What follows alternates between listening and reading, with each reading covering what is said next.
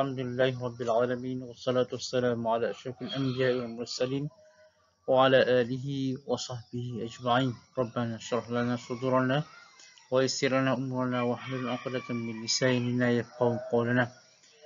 Assalamualaikum warahmatullahi taala wabarakatuh. Alhamdulillah, syukur kepada Allah SWT kerana memberi kita peluang, masa dan juga ruang untuk kita sama-sama meneruskan pembelajaran kita pada hari ini. InsyaAllah hari ini kita akan kita akan belajar qiraat amali. Qiraat amali. Surah Al-Baqarah ayat 204. Surah Al-Baqarah ayat 204. Juzuk kedua. Ayatnya adalah wa minan nasi may yu'jibuka qawluhu fil hayatid dunya wa yashhadullahu ala ma fi qalbihi wa huwa ladul khisam. Jadi, pertama sekali kita lihat dulu khilaf-khilaf yang ada pada ayat ini. Khilaf-khilaf yang ada pada ayat tersebut. Pertama sekali, khilaf adalah pada kalimah wa minan nasi. Wa minan nasi, hanya seorang rawi saja yang baca, iaitu apabila kalimah an-nasi berbaris bawah, maka hanya bagi duri sahaja dibaca dengan imalah. Bagi duri sahaja baca dengan imalah. Kalimah yang kedua adalah may yu'jibuka. May yu'jibuka. Nun mati bertemu dengan ya. Nun mati bertemu dengan ya. Jadi di sini bagi Imam Khalaf Hamzah, dia baca dengan tarqil gunnah, iaitu pada kalimah huruf ya. Ya waw mim nun. Qur'an lain ya waw mim tersebut dia baca dengan idgham ma'al gunnah, tetapi bagi Khalaf dia baca dengan bitarkil gunnah. Orang lain baca may yu'jibuka idgham ma'al gunnah, tetapi Khalaf baca dengan may yu'jibuka idgham tapi tanpa dengung. May yu'jibuka. Okey, seterusnya kalimah yang ketiga adalah qawluhu. Qawluhu, kaf bertemu dengan qaf. Bagi Susi. Susi baca dengan bidgham. Yu'jibuk qawluhu. Yu'jibuk qawluhu. Seterusnya kalimah ad-dunya. Ad-dunya dipanggil zawatil ya. Ad-dunya dipanggil zawatil ya. Maka bagi Warash baca dengan fathah dan taklil. Abu Am baca dengan taklil sahaja. Hamzah dan Kisai baca dengan imalah. Seterusnya kalimah wahwa. Wahwa. Wahwa bagi Qalun, Abu Am dan Kisai baca dengan bisukunil ha. Wahwa. Wahwa. Al-Baqun baca dengan wahwa. Al-Baqun baca dengan wahwa. Baik, untuk lebih jelas kita lihat slide saya seterusnya.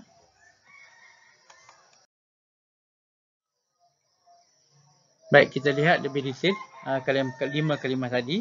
Pertama sekali adalah an-nasi, duri baca dengan imalah. Wa minan nasi, duri baca dengan imalah. Al-Baqun baca dengan bil fathi, baca dengan bil kasri. An-nasi macam biasa.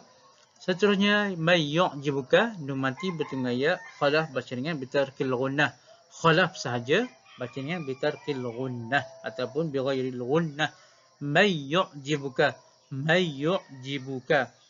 Yang ke seterusnya kalimah yu'jibuka qawluhu. Susi baca dengan idgham. Susi baca dengan idgham. Yu'jibuk qawluhu. Yu'jibuk qawluhu. Seterusnya kalimah ad-dunya. Warash baca dengan bil fathi wa taqlil. Warash baca dengan bil fathi ad-dunya dan taqlil ad-dunya. Ad-dunya. Yang kedua, Abu Am baca dengan bil taqlil saja. Abu Am baca dengan bil taqlil ad-dunya. Seterusnya Hamzah dan Kisai baca dengan imalah ad-dunya. Ad-dunya. Hamzah dan Kisai. Manakala Al-Baqun baca dengan bil fathi sahaja. Ad-dunya. Last sekali kalimah wahwa. Qalun, Abu Am, Kisai baca dengan bisukunil ha. Baca dengan bisukunil ha. Wahwa. Wahwa. Seterusnya kita susun ayat tersebut mengikut kaedah jamak. Susun mengikut kaedah jamak. Mula-mula sekali keluarkan kalimah-kalimah yang khilaf pada ayat tersebut. Ar-Raqm itu bilangan. Yang kedua Al-Qurra, iaitu imam yang dibaca lepas ni. Siapa dia? Seterusnya An-Nasi.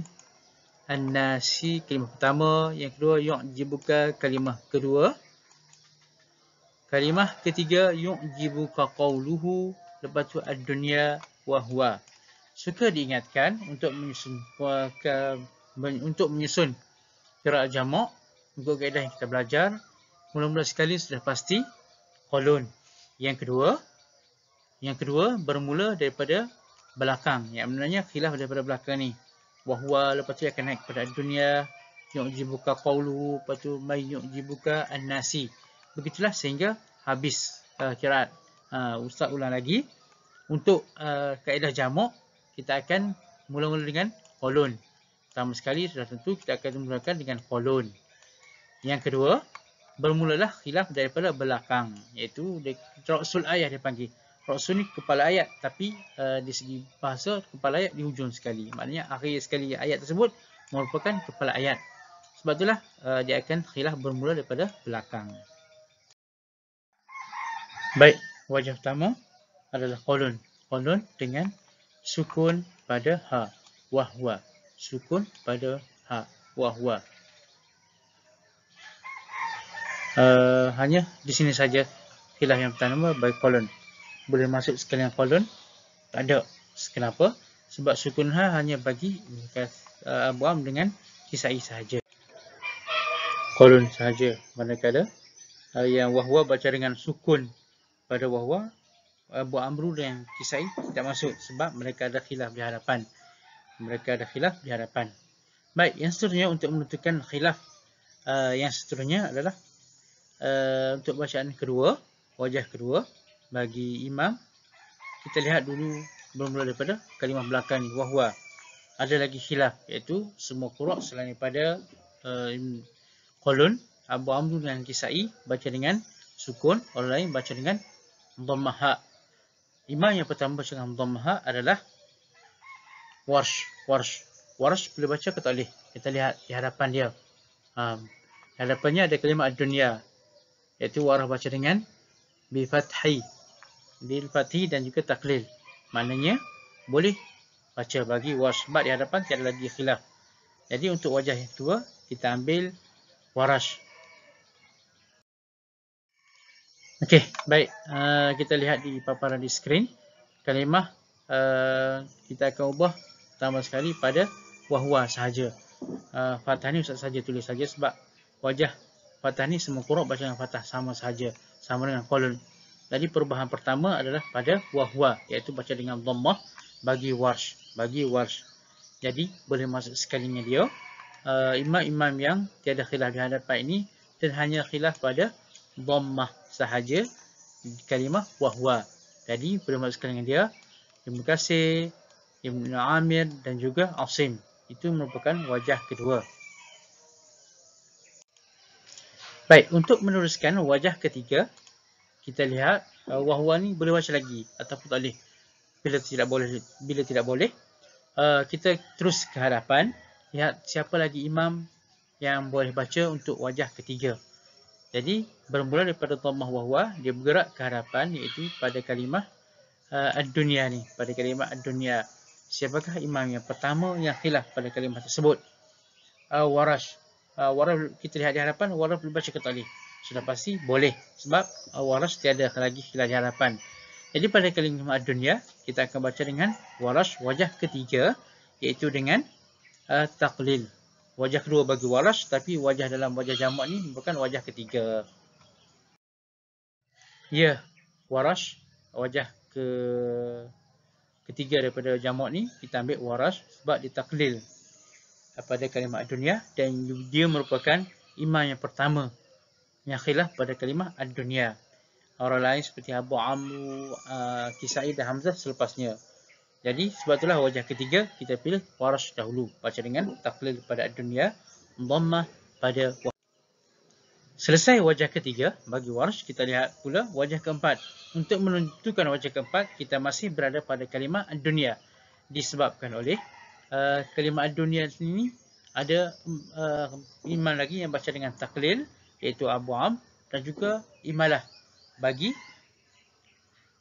Hamzah dan juga Kisai. Jadi untuk menentukan turutan khilaf yang seterusnya, kita lihat dulu imam. Jadi imam yang selepas Warsh sudah tentu Abu Am. Abu Am baca dengan taklil. Bolehkah Abu Am nak baca taklil pada kalimah tersebut? Sudah tentu tidak boleh. Sebab Abu Am Duri ada kalimah pada An-Nasi, dan Susi ada kalimah yu'jibuka. Jadi Abu Am tak dibaca lagi. Jadi untuk wajah yang keempat, kita lihat imam yang seterusnya adalah Hamzah. Hamzah boleh baca ataupun tidak boleh. Hamzah mula-mula Khalaf. Khalaf juga tidak boleh sebab dia ada kalimah di hadapan yang khilaf. Yu'jibuka, may yu'jibuka. Nun mati bertemu dengan ya. Jadi Khalad boleh ke tak boleh? Sudah tentu Khalad boleh disebabkan oleh dia baca dengan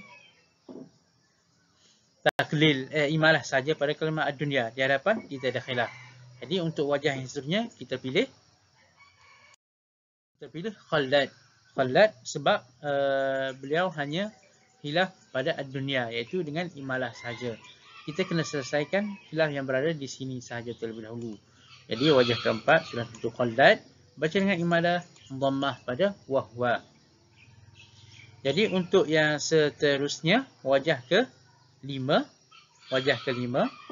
adakah masih qurra' yang belum baca pada ad-dunya, iaitu Khalad, Hamidah, Khalaf tidak boleh baca. Yang ketiga baca dengan imalah adalah Kisai. Jadi kita pilih Kisai. Boleh ke tak boleh baca Kisai di situ? Boleh atau tidak? Kita lihat khilaf di hadapan. Ya, betul. Kisai tiada khilaf di hadapan. Dia hanya khilaf pada kalimah ad-dunya, baca dengan imalah. Wahwa, dia baca dengan sukun. Jadi wajah yang seterusnya adalah Kisai. Wajah kelima Kisai. Disebabkan oleh dia hanya khilaf di sini saja. Tajuk kita tengah berbincang pada kalimah ad-dunya saja yang khilaf. Belum lagi ke hadapan yu'jibuka, belum lagi. Jadi Kisai baca imalah dan juga sukun pada wahwa. Baik, untuk menentukan wajah yang keenam, kita lihat di sini sudah tidak boleh baca lagi pada kalimah ad-dunya. Tidak boleh lagi baca pada kalimah ad-dunya. Jadi kita terus ke hadapan pada kalimah yu'jibuka. Jadi untuk wajah yang keenam di sini, khilaf pada kalimah yu'jibuka. Hanya bagi Susi. Boleh atau tidak? Ya, boleh. Sebab di hadapan sudah tiada khilaf bagi Susi. Jadi wajah yang seterusnya, yang keenam adalah Susi. Wajah keenam adalah Susi. Baca dengan idgham pada yu'jibuka. Taklil pada ad-dunya. Wahwa baca dengan dhammah. Habis. Selesai Susi. Kita teruskan lagi. Yu'jibuka tiada khilaf lagi. Kita terus ke hadapan pula. Iaitu pada kalimah yu'jibuka. May yu'jibuka. Siapakah baca dengan bitarqil ghunnah pada yu'jibuka? Ya, betul. Khalaf. Baik, wajah yang seterusnya adalah Khalaf. Jadi di sini kita lihat perubahan bermula daripada belakang terus yu'jibuka, dan seterusnya kalimah yang seterusnya yu'jibuka. May yu'jibuka, iaitu nun mati bertemu dengan ya bagi Khalaf. Jadi wajah ketujuh adalah Khalaf. Jadi anak-anak semua boleh lihatlah bermula khilaf adalah bermula daripada belakang di sini. Dia akan turun ke bawah. Khalaf. Jadi sini Khalaf baca dengan tarkil gunnah, imalah pada dunia, dhammah pada wahwa. Jadi wajah yang seterusnya selepas Khalaf tak ada lagi yang dibuka, dia akan di hadapan pula, iaitu pada kalimah An-Nasi. An-Nasi hanya bagi Duri. Baik, wajah yang seterusnya adalah Duri Abu Amr dengan khilaf pada An-Nasi. Nah, kalimah di hadapan sekali, iaitu hanya bagi Duri saja, baca dengan baris di bawah. bagi di bawah imalah. Baca dengan imalah. Wa minan nasi may yu'jibuka. Dan belakang dia seterusnya ni dia ikut bacaan bagi duri Abdul. Jadi selesailah kita buat kaedah jamak bagi semua qura'. Harus diingatkan kepada anak-anak semua, pastikan wajah pertama adalah kolon, wajah yang seterusnya adalah bermula daripada belakang. Maknanya dhamma daripada fathah, tunggu belakang dulu, seterusnya yang habis selesai sudah kalimah ad-dunya, dia akan terus ke kalimah yang di hadapan seterusnya, itu yu'jibuka, lepas tu may yu'jibuka, lepas tu imalah, dia akan tunggu sampai selesai kalimah. Habislah kalimah kita. Seterusnya kita akan baca ayat ini dengan kaedah jamak, insya-Allah.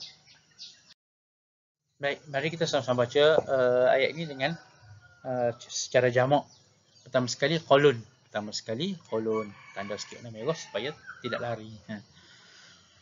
Wa minan nasi man yu'jibuka qawluhu fil hayatid dunya wa yushhidu Allah 'ala ma fi qalbihi wa huwa aladdul khisam. Wajah pertama dengan sukun pada wahwa. Seterusnya wajah kedua adalah Warsh dengan Ibn Kathir Ibn Amir Asim, iaitu fathah pada ad-dunya, dhammah pada wahwa. وَمِنَ النَّاسِ مَنْ يُعْجِبُكَ قَوْلُهُ فِي الْحَيَاةِ الدُّنْيَا وَيُشْهِدُ اللَّهَ عَلَى مَا فِي قَلْبِهِ وَهُوَ أَلَدُّ الْخِصَامِ. Seterusnya, wajah ketiga adalah naik pada kalimah dunia dengan taqlil. وَمِنَ النَّاسِ مَنْ يُعْجِبُكَ قَوْلُهُ فِي الْحَيَاةِ الدُّنْيَا وَيُشْهِدُ اللَّهَ عَلَى مَا فِي قَلْبِهِ وَهُوَ أَلَدُّ الْخِصَامِ. Wajah keempat pula bagi Khaldad imalah pada ad-dunya. وَمِنَ النَّاسِ مَنْ يُعْجِبُكَ قَوْلُهُ فِي الْحَيَاةِ الدُّنْيَا وَيُشْهِدُ اللَّهَ عَلَى مَا فِي قَلْبِهِ وَهُوَ أَلَدُّ الْخِصَامِ. Seterusnya wajah kelima Kisai, sebab dia berbeza dengan Khaldad pada kalimah wahwa. وَمِنَ النَّاسِ مَنْ يُعْجِبُكَ قَوْلُهُ فِي الْحَيَاةِ الدُّنْيَا وَيُشْهِدُ اللَّهَ عَلَى مَا فِي قَلْبِهِ وَهُوَ أَلَدُّ الْخِصَامِ. Baik, selesai Kisai, wajah ke-6 bergerak ke kalimah yu'jibuka dengan idgham bagi Susi. وَمِنَ النَّاسِ مَنْ يُعْجِبُ قَوْلُهُ فِي الْحَيَاةِ الدُّنْيَا وَيُشْهِدُ اللَّهَ عَلَى مَا فِي قَلْبِهِ وَهُوَ أَلَدُّ الْخِصَامِ.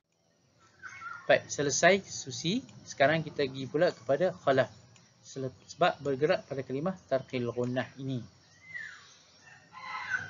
وَمِنَ النَّاسِ مَنْ يُعْجِبُكَ قَوْلُهُ فِي الْحَيَاةِ الدُّنْيَا وَيُشْهِدُ اللَّهَ عَلَى مَا فِي قَلْبِهِ وَهُوَ أَلَدُّ الْخِصَامِ.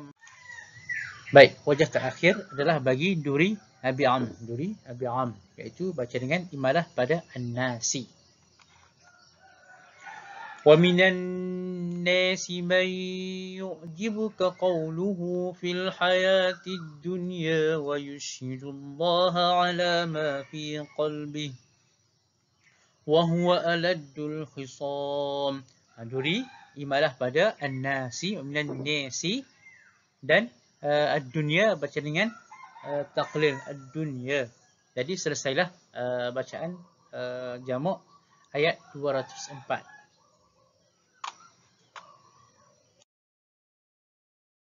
Telah selesai qiraat jamak pada ayat yang ke-203. Sehingga jumpa lagi. Wa ilal liqa. Assalamualaikum warahmatullahi taala wabarakatuh.